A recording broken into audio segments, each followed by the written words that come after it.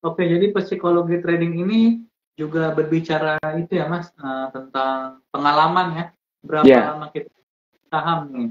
Jadi semakin lama kita di market ini, psikologi trading kita akan semakin terbentuk ya. Tadi seperti betul.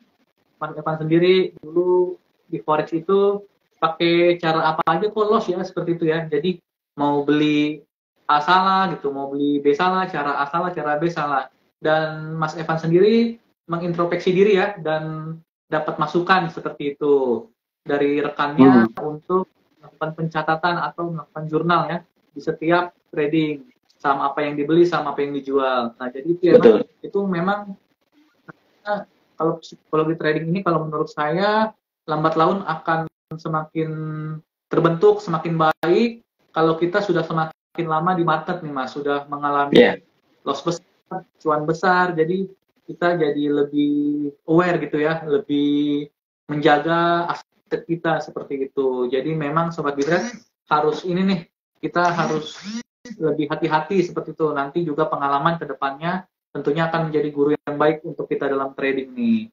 Nah, tadi kan sudah ngebahas psikologi trading nih Mas. Mas Evan sendiri gimana nih Mas cara kita mengatur mindset yang baik saat ingin memulai trading nih? Mungkin ini untuk rekan-rekan yang baru ya. terputus. Cara mengatur mindset yang baik ya. Ya, bagaimana cara kita mengatur mindset yang baik saat kita ingin memulai trading menurut cuan community nih, Mas Evan? Oke, cara kita nggak supaya mindsetnya baik ya harus benar dulu mindsetnya. Maksudnya benar itu gini.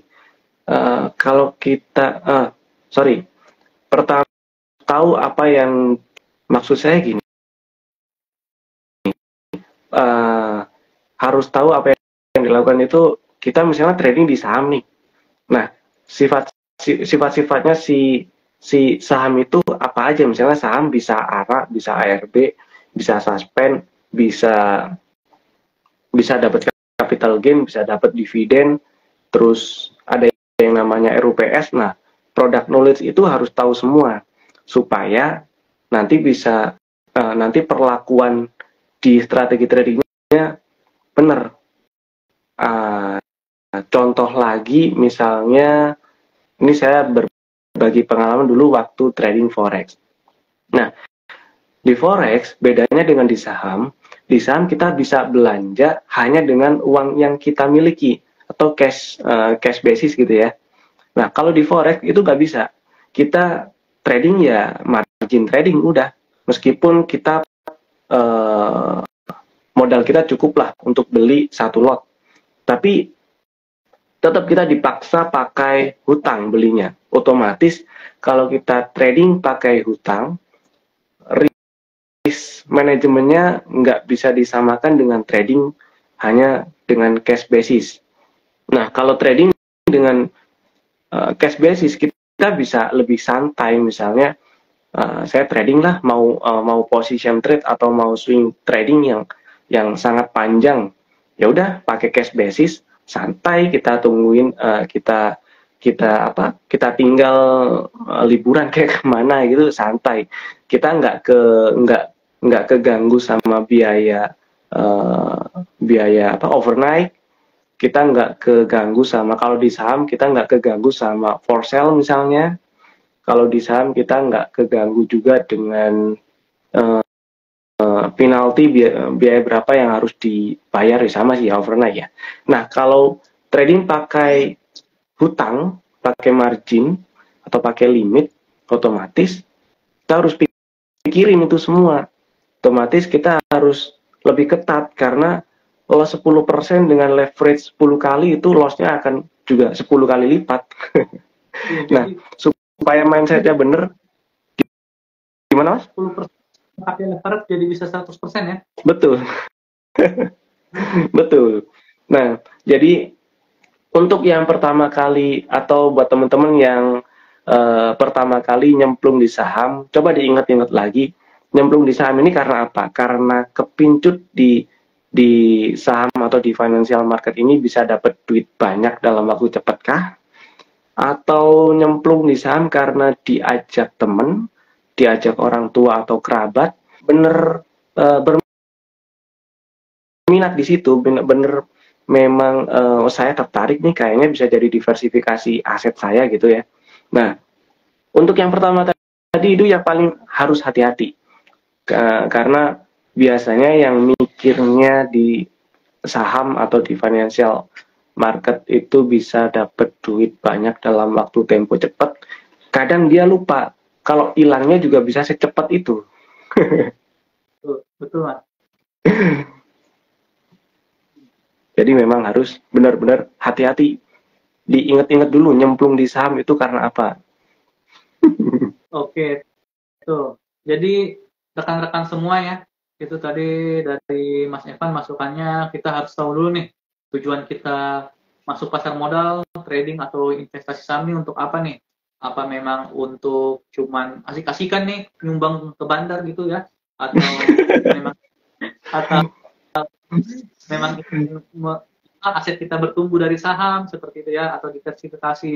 Nah, seperti itu. Jadi ya memang Sobat Fitret dan rekan-rekan semuanya, untuk kita mempunyai mindset yang baik itu juga nantinya pengalaman lagi ya, intinya ya, kita sudah merasakan naik turunnya market, dan nanti dari naik turunnya market ini pasti kita akan mendapatkan pelajaran nih. Jadi mindset kita yang tadinya ada saham hijau, kejar, tahu-taunya dipucuk. Jadi nanti agak lebih sabar seperti itu ya. Ya nunggu koreksi sedikit seperti itu. Jadi kita nggak HK dipucuk, bisa lebih dapat price. Nah, itu nanti lama-lama akan kita dapat dari pengalaman kita dalam trading saham. Oke, rekan-rekan semuanya, jangan lupa juga nih, kita juga bisa tanya nih rekan-rekan semua, karena memang masih ada kurang lebih 10 menit nih. Saham apa sih yang menarik seperti itu ya, sambil kita ngebahas. Jangan lupa ya untuk rekan-rekan semuanya untuk memfollow Instagram Cuan Community dan Bitrate Eliotition nih, kalau teman-teman mau lebih tahu tentang kami. Nah, oke, Mas, kalau kita lanjut ya, tadi juga kita udah bahas mindset, lalu psikologi trading. Nah, kalau dari Cuan Community sendiri dan Mas Evan pribadi, strategi apa sih yang paling biasa digunakan dalam memilih saham atau dalam trading saham? Misalnya, apakah buy on out atau buy on weakness seperti itu, atau memang dikombinasikan kedua-duanya? Oke. Strateginya sih simple, kita pakainya yang follow trend aja, Mas. Karena itu secara statistik adalah strategi yang paling banyak, yang paling profitable ya, yang paling banyak selamatnya lah, bukan paling profitable tapi paling banyak selamatnya ya. Karena memang ngikutin tren. Nah, cuman masalahnya banyak juga yang masih belum atau masih bingung ya, strategi follow trend itu apa sih, kan kayak gitu. Strategi follow trend ya intinya kalau kita trading di saham terutama, kan kita cuma bisa dapat untung jika kita jual di harga yang lebih tinggi daripada kita beli. Otomatis situasi ini akan jauh lebih mudah kita cari di saham yang lagi bullish. Nah, ya udah, paling saya screeningnya cuma pakai MA doang sih, Mas. Paling kalau emang marketnya lagi bagus gitu ya, saya cari yang di atas EMA apa namanya, EMA 60 mungkin kayak gitu. Yang saya pakai kadang saya cari di atas EMA 20, yang paling sering EMA 20 sih. Karena mostly ketika udah anteng di atas EMA 20 biasanya kita lebih gampang cari strateginya. Biasanya kayak gitu. Nah, untuk strategi entry dan exitnya itu kita kombinasikan, memang kalau memang memungkinkan kita antri untuk buy on weakness, ya kita bikin buy on weakness. Kita suggest ke nasabah-nasabah buy on weakness di area entry-nya sekian sampai sekian, misalnya seperti itu, karena ada sinyal atau karena ada pattern ini yang di breakout, terus ini area support atau ini area resistennya, seperti itu. Atau kalau memang trennya kencang banget nih, momentumnya bagus, kencang banget, dan space atau jarak ke area resisten terdekatnya itu masih cukup lumayan, masih oke lah buat dikejar gitu ya, kita bisa. Dan yang apa namanya, dan kalau kita ketemu seperti itu ya kita bisa bikin buy on breakout dengan mempertimbangkan di situ misalnya lagi uptrend, volumenya mendukung. Standar aja sih, technical standar seperti biasanya aja, seperti pada umumnya. Oke, nah memang tadi Mas Evan sudah share ya gimana cara pemilihan saham, strategi sahamnya sangat simpel, follow the trend. Kita harus mengidentifikasi dulu nih saham ini sedang uptrend atau downtrend, dan usahakan kita trading di saham uptrend ya Mas, karena memang kalau trader itu rekannya itu saham-saham yang lagi uptrend nih, sobat Bitter semua. Kalau misalnya kita trading di saham downtrend itu seperti nangkap pisau jatuh ya Mas, seperti itu. Betul. Dan kalau kita lihat ya Mas, saham-saham yang udah mau masuk uptrend apa nih Mas? Kalau menurut Mas Evan sendiri?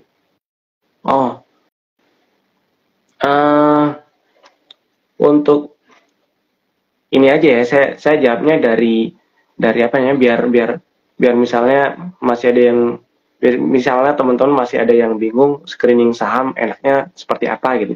Nah, saya biasanya pakai screening saham pakai EMA lebih dari satu. Tujuannya misalnya EMA 10 dan EMA 20.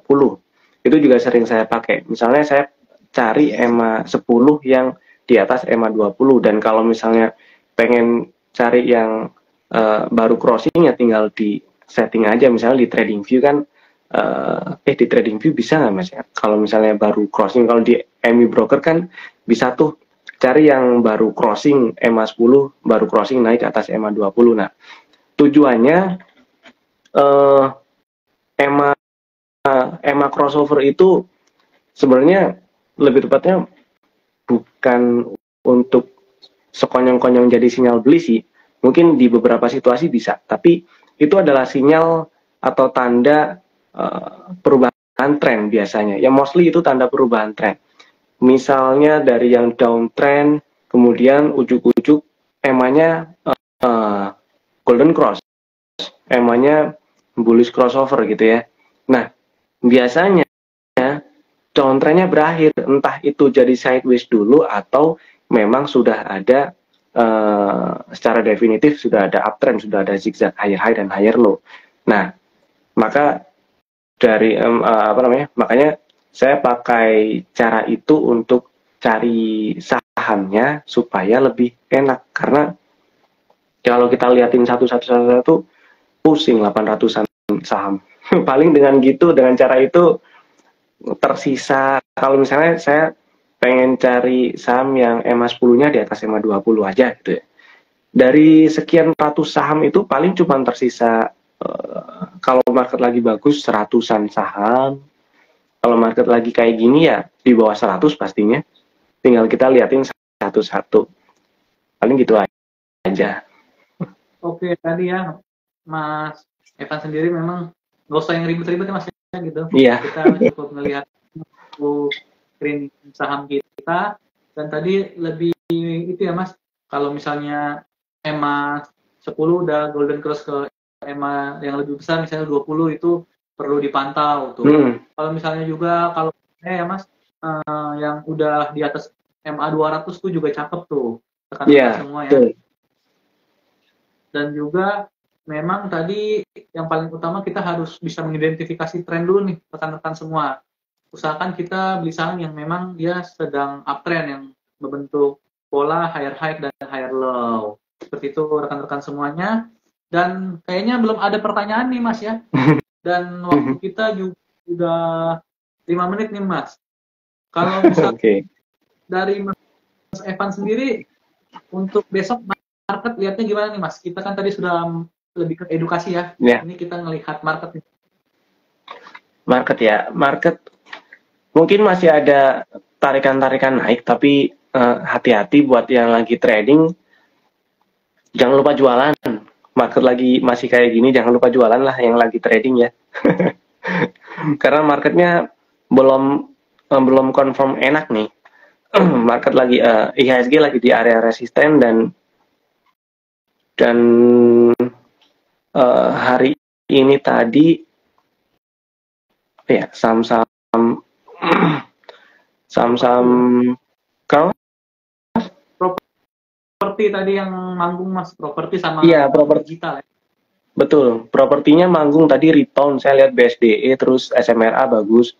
Nah, karena IHSG-nya marketnya lagi kayak gini, masih ada kemungkinan buat teman-teman yang lagi incer saham-saham blue chip, misalnya antri BCA pengennya beli di 8.600, masih mungkin dapat, masih ada kemungkinan dapat karena IHSG-nya sekarang ini lagi di resisten. Akan beda cerita kalau misalnya breakout 7.050 misalnya, itu ya beda cerita lah, itu cerita IHSG-nya bisa lebih indah. Tapi kalau untuk sekarang, untuk yang trading jangan lupa pasang trailing stop, jangan lupa jualan, jangan lupa pasang stop loss-nya juga, karena ketersediaan cash di di situasi sekarang ini akan sangat penting, karena ini bisa dimanfaatkan juga buat yang pengen beli BCA, pengen nawar BCA, pengen nawar Mandiri, pengen nawar Telkom misalnya.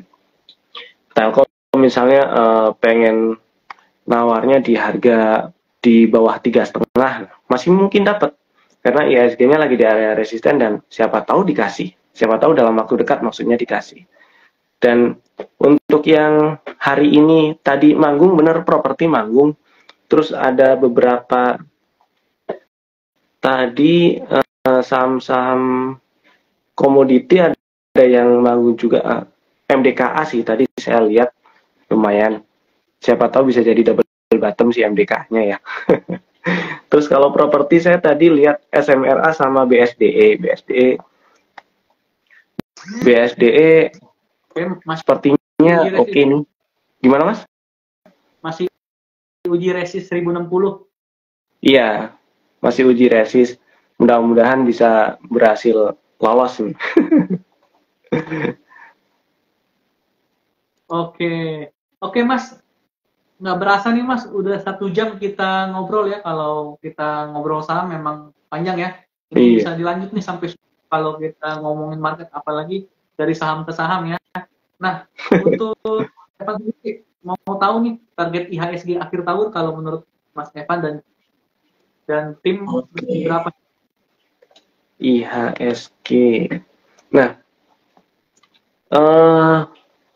kemarin itu saya ngarepnya IHSG waktu sebelum turun ke bawah 7.000 ya Mas. Saya ngarepnya IHSG bisa 7.300. Tapi sekarang enggak. Kenapa gitu? Karena saya beranggapan beranggapan window dressing akhir tahun ini bisa jadi menarik. Karena waktu kemarin rilis data GDP-nya tuh bagus kan, masih di 5%-an ya GDP kita ya. Dan penyumbang GDP terbesar itu ada di belanja negara. Ya kalau kita lihat ini udah hampir pergantian pemain nih Mas. Wajar kalau belanja negaranya kenceng nih ya, mungkin lagi kejar tayang nih proyek-proyek yang belum kelar. Nah, kalau ngomongin proyek yang belum kelar mungkin banyak dan otomatis masih bisa ngedongkrak GDP lah ya. Dan ternyata makin kesini kemarin data ekonomi kita ya agak kesendat lah, misalnya PMI-nya ada penurunan, artinya ya produksi kita di sini menurun, kemungkinan GDP-nya juga agak krem. Nah, jadi target IHSG-nya saya turunin, dan apalagi kemarin turun ke bawah 6.800 ya, sampai ke bawah 6.700 malah. Untuk akhir tahunnya ini skenario aja kali ya. Skenarionya selama IHSG belum berhasil breakout 7.050, target IHSG sampai akhir tahun di 7.000 sih Mas. Kecuali berhasil breakout 7.050 IHSG berpotensi ke, sebentar saya hitung. IHSG bisa jadi ke